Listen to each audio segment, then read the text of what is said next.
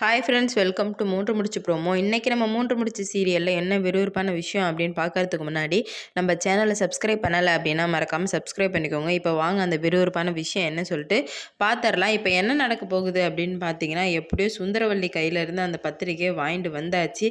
சரி, திமிங்கலத்திலேருந்து தப்பிச்சாச்சு, இதுக்கு மேலே நம்மளை ஒன்றும் பண்ண முடியாது அப்படின்னு சொல்லிட்டு போயிட்டு நம்ம இப்போ அருணாச்சலம் சுறாமீன் கிட்ட வசமாக மாட்டிக்கிறாரு.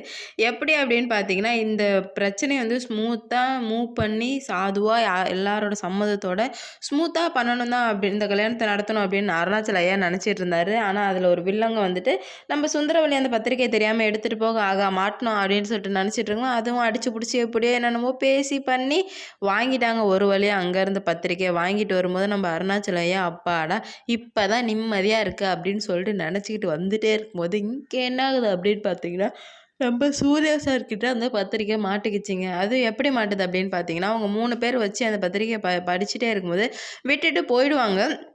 அந்த பத்திரிக்கை மேலே சூர்யா படுத்து அந்த பத்திரிக்கை எடுத்து சூர்யா பார்த்துட்டு இருப்பாரு.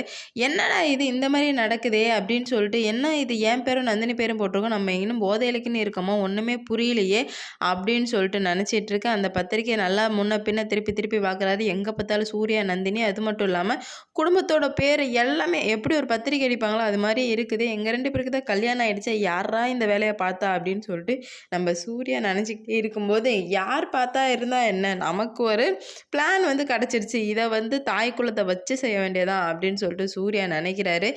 என்னடா பண்ணுறது அப்படின்னு சொல்லிட்டு சூர்யாவை யோசிக்கும் போது எப்படி ஐடியா வருது அப்படின்னு பார்த்தீங்கன்னா, இந்த பத்திரிக்கை வச்சு தாய் குலத்தை வெறுப்பு மேலே வெறுப்பு ஏற்றுனோன்னா இதான் லாஸ்ட் அடிக்கிற சிக்ஸர் பாலாக இருக்கும். ஏன்னா இவ்வளோ நாள் வெறுப்பேற்றினதெல்லாம் பெரிய இது இல்லை. இந்த பத்திரிக்கை காமிச்சு ஒரு வெறுப்பேற்றினாலும் போதும், சுந்தரவல்லி பயங்கரமாக வெறுப்பாயிடுவாங்க. ஏன்னா அந்த டம்மியாக நடந்த கல்யாணத்துக்கே சுந்தரவல்லியால் அக்செப்ட் பண்ண முடியல.